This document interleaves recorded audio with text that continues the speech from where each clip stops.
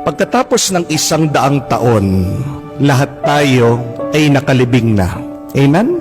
Nakalibing na rin, sigurado, ang ating mga minamahal, ang ating mga kamag-anak, ang ating mga kaibigan, ang ating mga kakilala.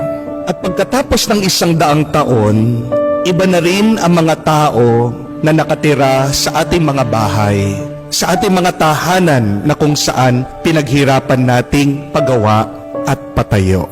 May mga ibang tao na rin ang magmamay-ari ng mga bagay ng ating mga inipon. Pagkatapos ng 100 taon, ang kotse na binayaran natin at inutang, wala na rin. Maaaring ito ay scrap, lata na, tinapon, o baka inilibing na rin. Pagkatapos ng 100 taon, yung ating trabaho na